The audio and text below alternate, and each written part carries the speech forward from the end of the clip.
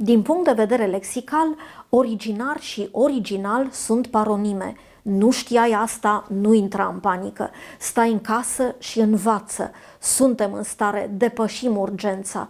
Televiziunea română te pregătește pentru examene. Fii cu ochii pe noi, fiindcă doar la TVR2 ai teleșcoală.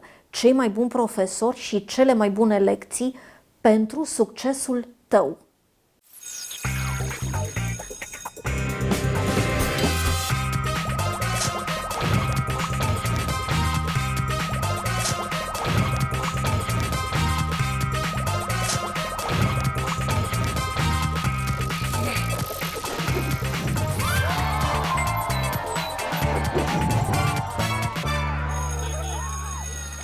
How many times can a man look up before he really sees the sky? How many ears must one person have before he can hear people cry? And how many deaths will it take till he knows that too many people have died? The answer, my friends, is blowing in the wind. Cred că ați recunoscut versurile din melodia artistului și poetului Bob Dylan, căruia în 2016 i-a fost decernat Premiul Nobel pentru literatură, pentru crearea de noi expresii poetice în cadrul marii tradiții a cântecului american, premiu pe care a refuzat să-l primească. În continuare, nu facem karaoke, doar ne antrenăm la engleză pentru bacalaureat. Reading and listening. Good luck! Hello and welcome back. You're in the right place. This is the English class. I am Ileana Leca. I teach English in George Coșbuc Bilingual National High School in Bucharest, and I'm glad I'm holding these classes for you. Just as I do, I bet that you miss your English classes.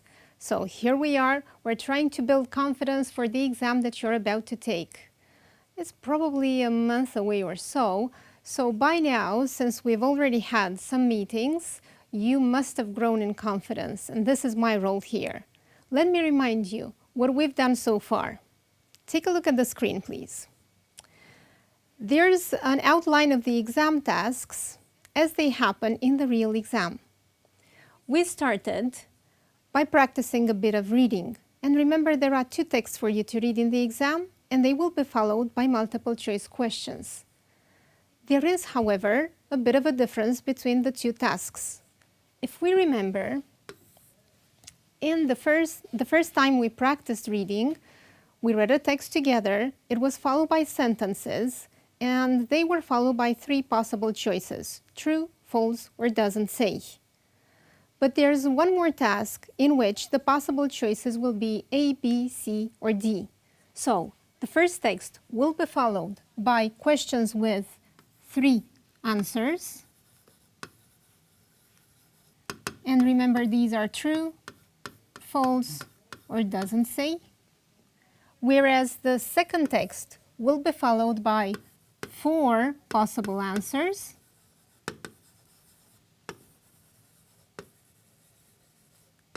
A, B, C, or D. As I was saying earlier, we've already practiced this one. It means that we need to take a look at this one as well. Also, in the writing paper, there will be two parts. You will be required to write an informal letter in about 80 to 100 words, and we've practiced this at length. And there will also be an essay for you to write. It will be a bit longer, about 180, no more than 200 words. There are two types of essays, however, and I'll make a note of them here. Opinion essay, the other one being for and against.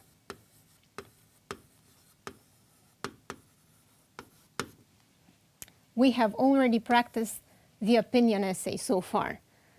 You know all it takes to write a good opinion essay. There will be listening as well. There will be two recordings for you to listen to, and the recordings will be followed by multiple choice questions. This is what we practiced the last time. But of course, we're going to do a bit more than that today. And in the speaking exam, there will be three questions for you to answer. We've practiced on several occasions how to approach this task.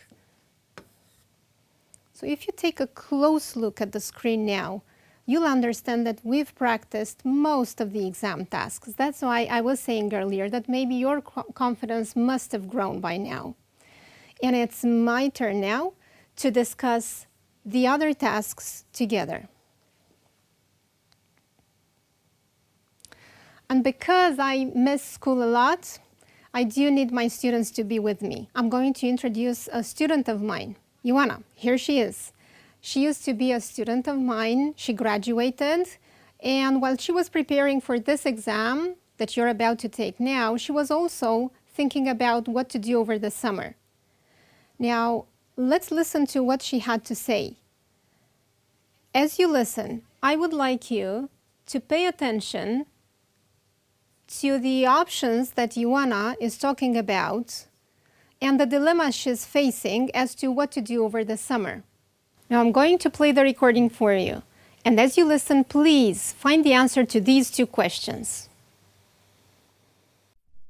Hi, I'm Ioana. This is me. I'm leaving school at the end of May, and next October I'm going to study medicine. I'm really excited about that. I've dreamt about it since I was 5.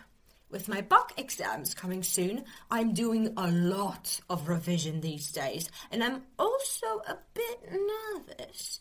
But once I finish the exams, I have a whole summer ahead to enjoy. So, soon enough, it's the summer holidays, round the corner actually, and the big question is, what am I going to do? I could hang out with my friends all summer. What a prospect! I think I deserve it with all the hard work I put into studying for exams. However, there are 2 other options I feel I should consider. My cousins in Constanza have invited me to stay at the beach house. Amazing. Or a friend of my aunt's has offered me a summer job for 2 months at her private clinic. This is a really tricky decision as both options are really cool. I honestly don't know which path to choose. I'm lucky, you might say, and I do admit I am. Most people don't have choices. So what is Ioana's dilemma? Well, on the one hand, she knows that she's already admitted to med school, which has been her lifelong dream, and she needs to think about how to spend her summer. She could either do that by going to her cousin's place at the beach house, or maybe she could take up a part-time job while she is on holiday. It's a difficult choice. My guess is that some of you might even be considering that. What would you advise her to do under the circumstances? Do you remember the phrases I taught you as to how you could offer somebody advice? Well, one of them is, maybe you should. Or another one, I think you had better. Or why don't you do this? If you need to look over those phrases again, it's a good idea to go online, search for the previous lesson, play it, watch it, and pause it whenever you need to make a note of those phrases. In the exam, however, the questions that will accompany the recording will test your general understanding of the recording, just as the first question I addressed, what are Ioana's options, is, or they might be questions that test your understanding of the details. And this is what we're going to do now. And remember also, in the exam, you will hear the recording twice.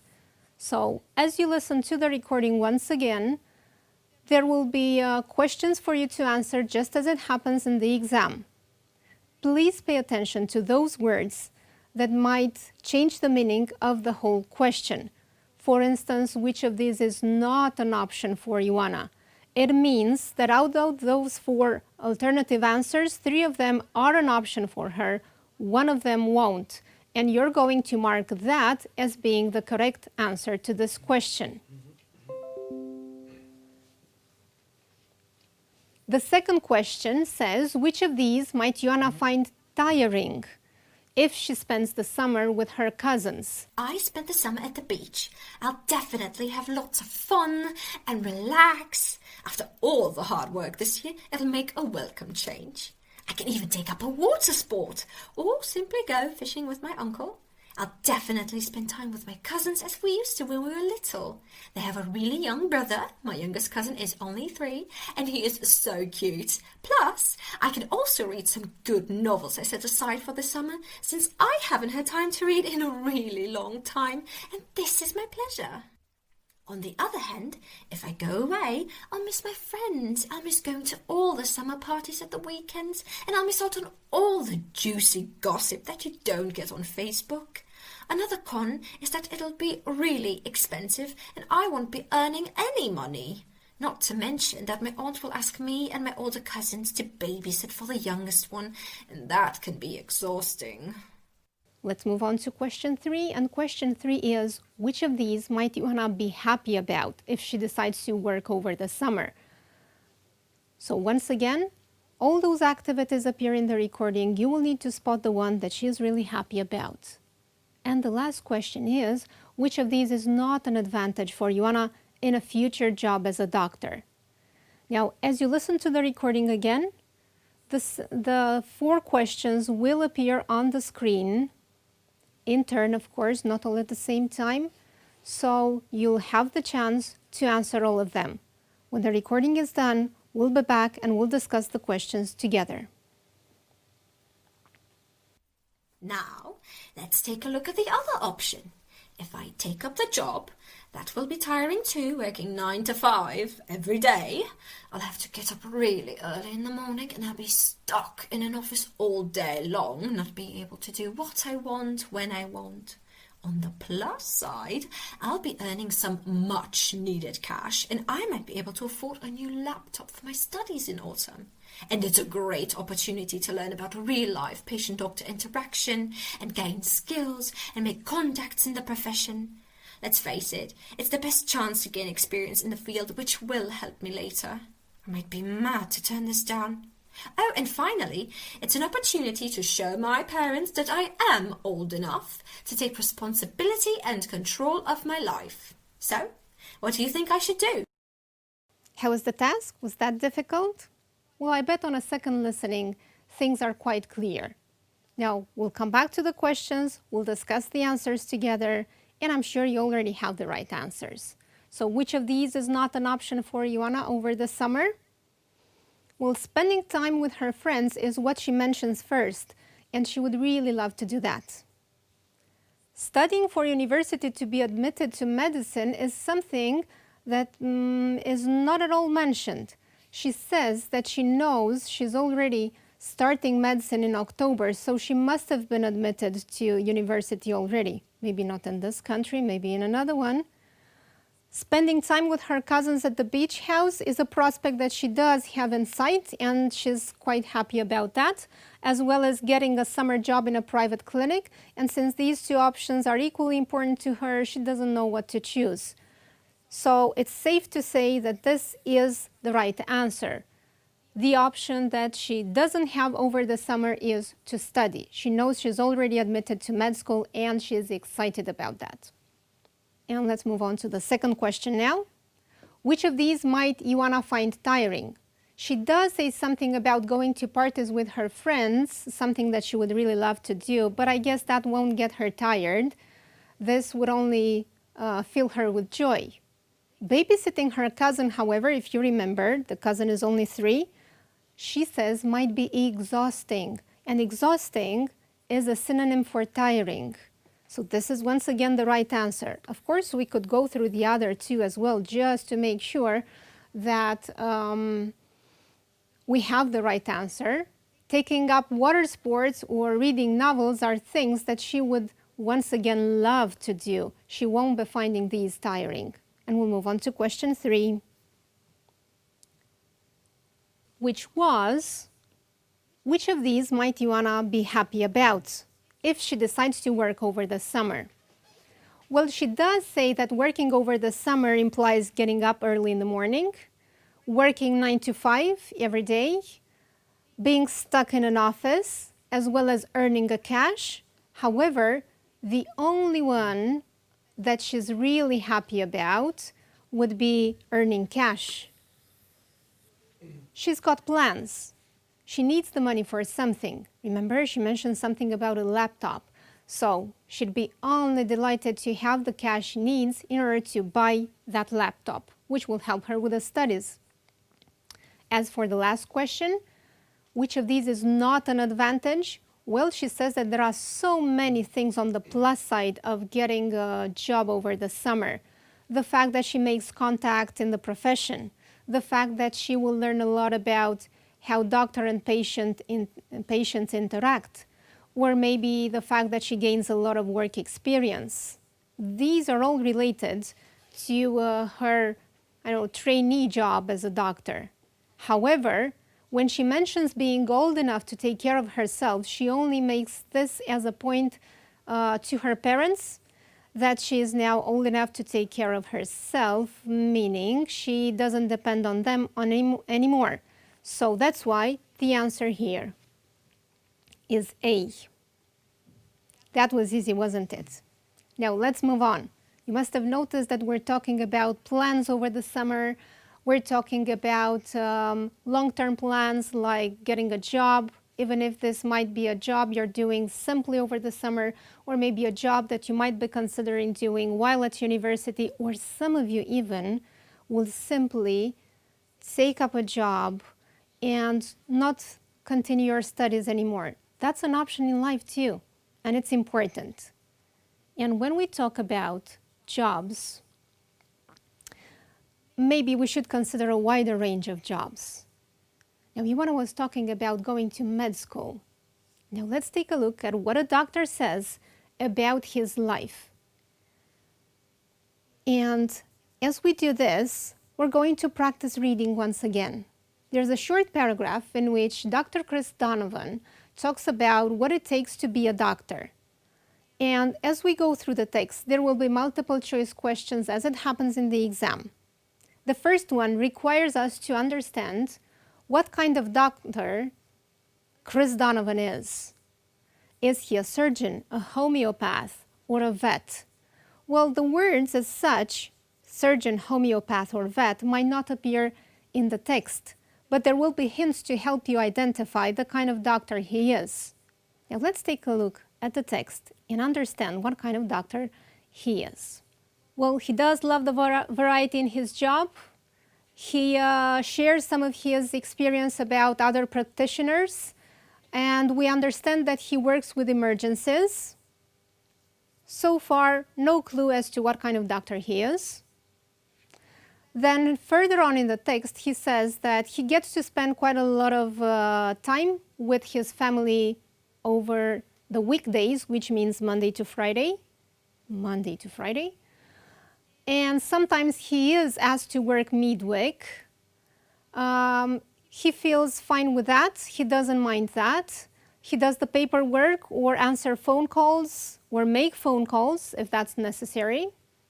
He says that to compensate this, he dedicates a weekday to these tasks in order to get some kind of discipline in his work. There is one detail in the text that helps us understand what kind of doctor he is, and that appears in between brackets this time. Maybe a poor animal needs me. Do surgeons have to do with animals? Maybe, but that's not very specific for their job. Homeopaths? Now, we all know homeopathy is all about something else. So Dr. Donovan is definitely a vet. In the same way, there will be 2 more multiple choice questions for you to discuss, to consider, related to this text. What does Dr. Donovan appreciate most about his job? And remember, it's important for you to read, first of all, the questions to know what kind of details you should be looking for in the text. So it's what this doctor appreciates most about his job. Maybe out of those 3 options, he mentions maybe even 2 of them as being things that he enjoys about his work. However, we need to spot the one that he appreciates most. And the other one is a sentence which you need to complete by choosing the right answer, A, B, or C. What helps Dr. Donovan be a better doctor is, so the keywords here would be what helps him be a better doctor. Let's come back to the text and look for these details. What he appreciates most about his work and what helps him be a better doctor.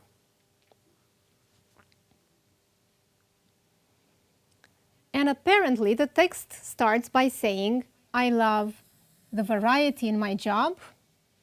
This is something he enjoys. And also during the text he also says, I'm especially happy that I get to spend time with my daughters and wife on weekdays. So you see, there are two things he enjoys.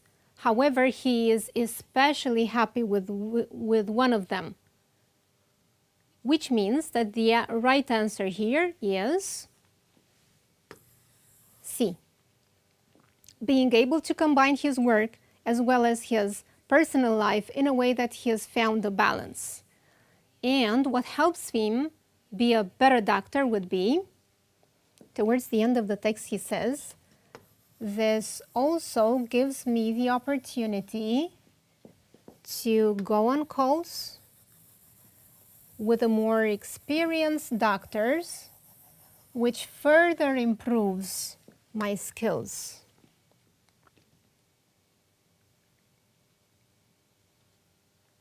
Is it dedicating a day during the week to paperwork and phone calls? No, he does that, but it's not what helps him be a better doctor. It's just part of is one of the chores of being a doctor. Occasionally working with more experienced doctors, yes, that's definitely what he says towards the end of the text. And with this, we've practiced reading as well. Let's move on, still talking about jobs. Still in keeping with the same subject, jobs, after having practiced listening and reading, let's move on to a tad bit of speaking. And what you see on the screen now is a question for you to consider. Which of these would be most important in your future job?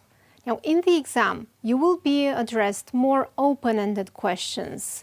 You won't be given choices necessarily as I have right now, but I did this only to help you. It might be difficult to come up with something, so that's why I gave you some choices. Maybe it would be important for you to have bonuses, or maybe to be able to organize your schedule according to your needs, so flexible hours. Or maybe a friendly workplace is important to you, or promotion prospects might be essential, and so on. So I've given you some choices. Remember, when you have such a question, what would be important for you in a future job, it's important first of all to respond. Then try to explain what you mean by that and also illustrate. I'll come back to my student Ioana, and I have asked her this question. This is what she tells us. Let's take a look at what she says and see whether she has followed my advice going through these 3 steps.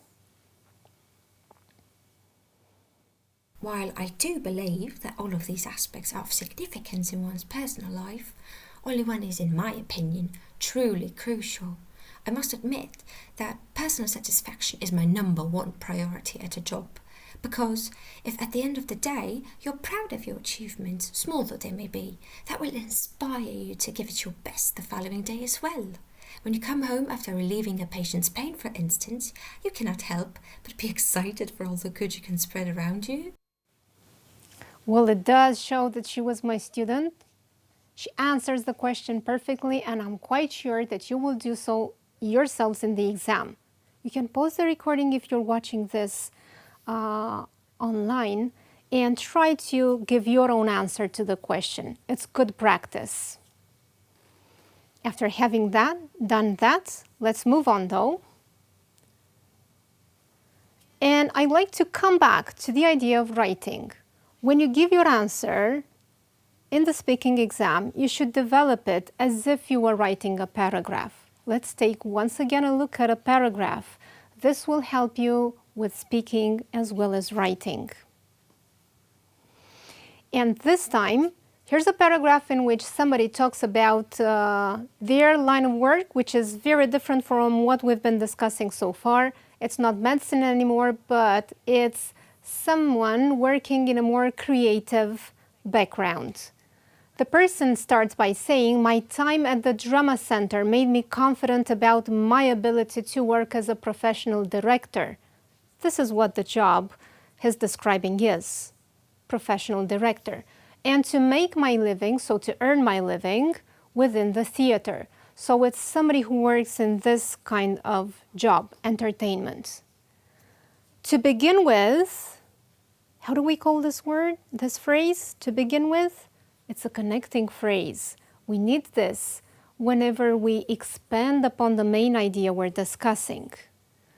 So to begin with, he says, the job involves making pieces of theater that entertain and engage audiences. Each project has something different about it. I'm constantly learning and I love my job. The difficult thing, however, so here's another linking word, it signals the fact that the idea that is about to be discussed now is in contrast with what was said previously, is not the job, but the unpredictable lifestyle involved. It's hard to plan, and it is enormously difficult to make a living wage. That's why, here's another connecting word, that's why you need to have a passion and joy for the work. In the same way in which this paragraph is developed, you will need to give your answers as well. And you know, as always, practice makes perfect, so the more you try, the better it will be. Now let's try to discuss this paragraph in terms of construction. The first sentence of the paragraph gives us the main idea, and we call that topic sentence.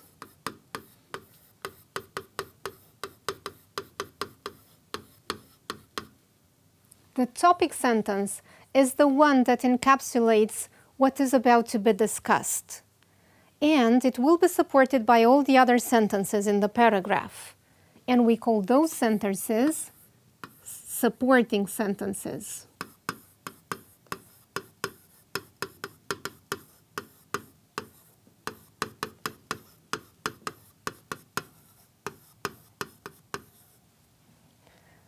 And remember that the supporting sentences may be explanations, if appropriate, they might be descriptions, they might be justifications,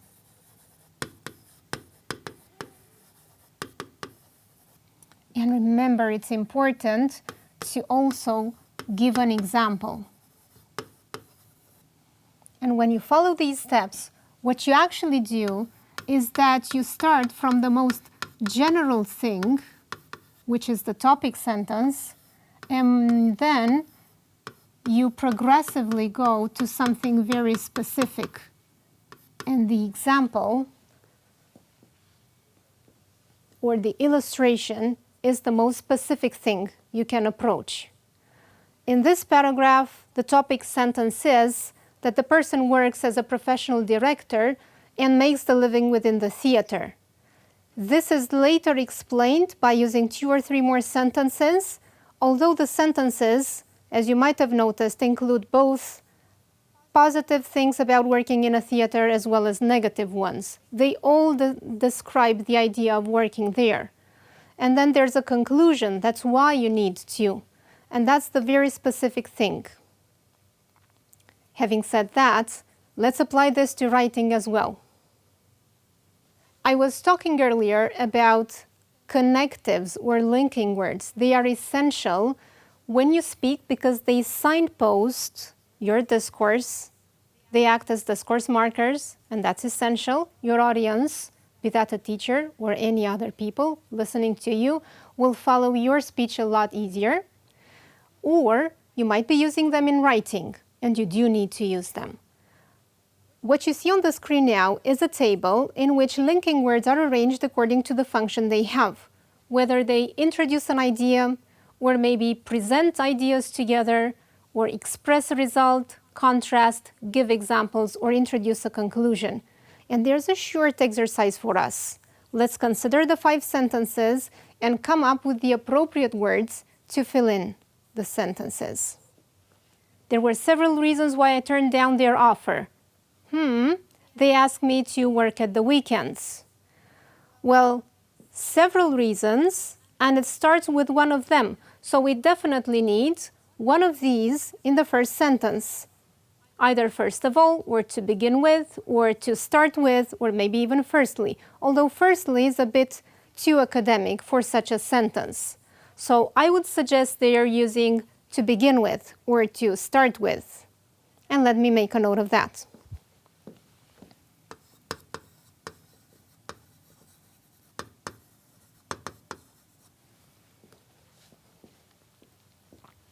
And let's move on to the second sentence now. We need something that will introduce this subordinate clause. I had known him for a long time. I didn't trust leaving him alone with my wife. It obviously expresses contrasts, so let's take a look at that list. Could we use even though? Yes, this could work well. Although could also work. Remember that however is used at the beginning of a sentence, but it needs a comma after it. Despite is only followed by a noun, a pronoun, or maybe a verb with the ing form, so that's why we cannot use it. Once again, I'm going to make a note of one of them, but remember you can use both even though and although. They are perfect synonyms. They work well in the same sentence.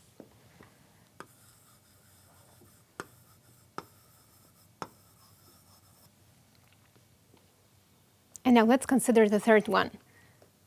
His shyness, his presentation skills were outstanding. Once again, we need a connecting word that expresses contrast. And what we have here is a noun. Remember, I've mentioned a connecting word that is followed by a noun. And that one is despite.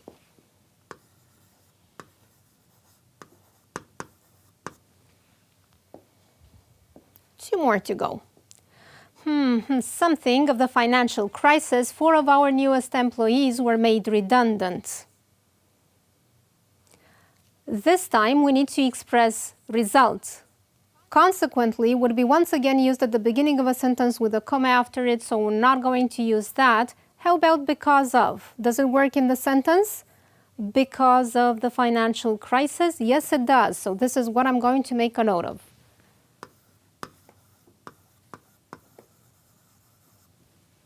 And the last one, and what was worse, it was raining all the time. It was a disastrous weekend. It seems to show consequence again. There must have been a sort of enumeration of things that went bad, as a result of which the weekend was a disaster. So what shall we use over there? We can use therefore, consequently, and I'll make a note of one of them.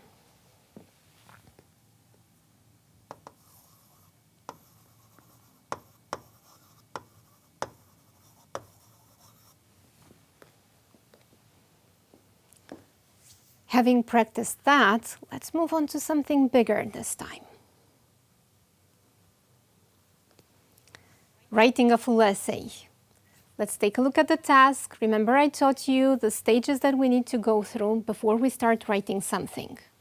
The task goes, your teacher has asked you to write an essay discussing the positive and the negative aspects of going on a working holiday. You might be wondering what a working holiday is. I approach this task especially because it might be a bit tricky. I'm sure that in the exam, you'll have something that you're all familiar with. A working holiday, just as it is called, means that you go on holiday, but you're not really on holiday because you're working too. Maybe there's an environmental project going on. They offer you accommodation as well as food, and in exchange of that, you work. You might be, for instance, gathering litter on beaches or helping out in environmental projects. This is what working holidays are about. Your essay should be written in about 180 to 100 words. What do you do first? Make sure that you process and understand the task. Who is going to read the essay? Well, your teacher is going to read the essay, since your teacher is the one that has asked you to write the essay. In the exam, it will be teachers, and it will be your teacher who reads it. That's why the style that you need to use is formal. You're addressing a teacher. You're not writing to a very close friend. What is the topic of your writing? The topic this time is working holidays. And what do you need to write? Is it an opinion essay? Do you need to give your opinion as to whether this is a good idea to do or not? Is it a for and against essay or a reflective, more philosophical type of essay? Since the task says that you need to discuss the positive and the negative aspects, it means that you are writing a for and against essay. It's a type of essay we're discussing today since we haven't covered it yet. How long should the essay be? Well, no longer than 200 words. So, since there's a word limit, you will need to plan carefully and choose your words before you start writing. A plan is always essential. Otherwise, you'll get caught by the words you use, you'll be tempted to write more, or maybe you lose sight of a good organization of your paragraphs. Topic sentence, supporting sentences, giving examples as well. The next step is to brainstorm ideas. I've tried to help you with some ideas as to what the advantages to a working holiday might be. Well, to begin with, you don't have to pay for meals or accommodation. They are offered in exchange for the work you're about to do. Another plus would be the fact that you do useful things for the environment and you gain some experience. There's a sort of self-discipline that we learn whenever we work something, so that's essential for a young person. And then you move on to brainstorm disadvantages to a working holiday. Because you're working, it means that you don't get enough chance to enjoy yourself, so that might be a downside to it. Or another downside may be the fact that you would like to visit more of the area, to explore the area more, or maybe even the culture. And since you're stuck, as Ioana was saying earlier, in a 9-to-5 job, let's say, it gives you little opportunity to do that. My point is that we need to brainstorm ideas, make sure that the advantages weigh the same as the disadvantages, because you need to look at both sides of the argument. And an important thing to do would be to use the same number of arguments when you talk about advantages as well as disadvantages. My suggestion is that you go with 2 arguments for, which we call pros, and 2 arguments against, which we call cons. And once you have the ideas that you're about to use in the exam, in the essay, you also need to make a plan. As I was saying earlier, you might be tempted to write more or less, and that's why making a plan is essential. You need an introductory paragraph. In about 2 or 3 sentences, you will state the topic, and it's important that you make it obvious. This is an essay in which you are weighing both sides of the argument, so please don't give your opinion in the introduction. The main body should consist of 2 paragraphs. Although there's a possibility of arranging these paragraphs differently, and I don't want to confuse you at this stage, it's best if you go with this organization. 1 paragraph is dedicated to the positive aspects of working holidays, and another one to the negative aspects. When you move on to the negative aspects, please pay attention to the kind of connecting words you use. They should express contrast. In your conclusion, and the conclusion could be just 1 or 2 sentences long, you could stay with this idea of balancing both sides of the argument, or if you want to, you can express your opinion. So when you're dealing with for and against essays, it's important to keep a balance between the 2 sides, advantages, disadvantages, but also, if you want to, you can express your opinion. And it's only in the conclusion that you do that. I'm quite sure that having a plan now and having been explained all it takes to write an essay and to organize well paragraphs, you will produce very good essays. Please make sure you write them, you turn them into your teacher and wait for their feedback, which is essential. And let me come back to something that I was discussing at the beginning of the lesson. So let's bring everything in a nutshell. I started the lesson by outlining the tasks in the exam. And remember, I made some notes which are not here on the screen right now because I want us to revise, and it will be your time to tell me what I wrote here previously. I explained the fact that the reading has two distinct parts. There is one text which is followed by multiple choice questions, and there are how many? Well, three choices. True, false, or doesn't say. The other text, and it's the kind of text we studied today, will be followed by four multiple answers, A, B, C, or D. And remember the text we looked at. The questions might either be sentences that you need to complete by choosing the right ending, or they might be questions. It's important for you to understand whether the question means understanding the text, generally speaking, or details from the text. If there are details from the text, please pay attention to those. Today, we've practiced both types of reading, so I'll tick this. We're done with the reading.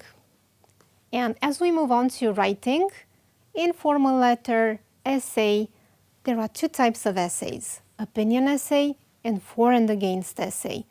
And since today we've also practiced the for and against essay, we're done with the writing too.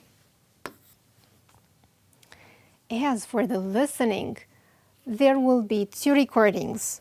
The first one will be shorter, the other one a bit longer, but they're not very long. You're going to listen to the recordings twice. They might be either conversations as we practiced in a previous session, or maybe just a monologue, somebody talking about a certain topic. And you will need to understand the attitude of the speakers, or maybe details from what they're saying, by choosing, of course, the correct answer. We've practiced listening thoroughly. As for the speaking, in each of our lessons, there was a bit of speaking as well. We've looked at different ways, and whenever we practiced writing, for instance, writing opinion essays or for and against essays, we've actually practiced speaking as well. Because if you remember, the first question in the speaking exam is about something very general that has to do with you. It could be about your likes or dislikes, your plans for the future. It could be about things that you enjoy doing, maybe with your friends, with your family, and that's a very direct question. The second one might imply you either describing an experience, telling a story, or describing even a person, whereas the last question is about giving your opinion in connection to a proverb, let's say, or maybe a sentence you're given. In which case, what we discussed with opinion essays applies here as well. Or you might be addressed a longer question that implies talking about benefits, drawbacks of a certain situation, and what we practice today about for and against essays will come in handy.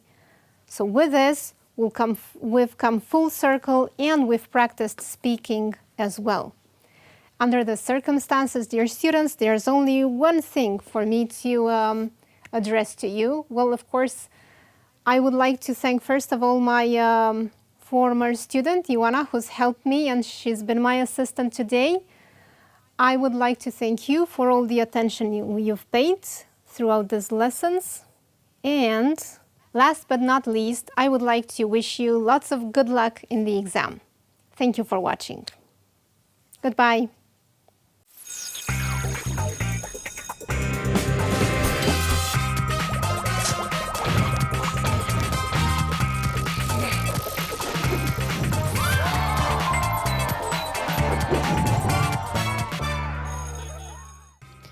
We are the world. We are the children. We are the ones who make a brighter day, so let's start giving. There's a choice we're making. We are saving our own lives. It's true, we'll make a better day, just you and me. E adevărat, doar împreună putem face fiecare zi mai bună. Atât pentru astăzi, prieteni, ne revedem mâine! Nu uitați că pe pagina de Facebook a emisiunii Teleșcoală TVR găsiți suportul de curs. Tot acolo colegii mei postează informații utile pentru voi. Rămâneți cu noi pe TVR2.